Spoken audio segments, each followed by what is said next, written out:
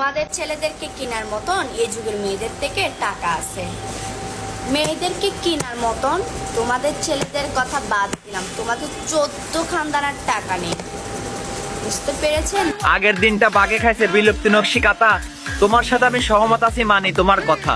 ছেলেদের থেকে অনেক উন্নত বর্তমানের মেয়ে, কারণ তারা পথ ভাড়া দেয় কক্সবাজারে গিয়ে ধরো নিত্য নতুন নাং, ছোট গর্ত ভাড়া দিয়ে বানায় ফেলছো গাং।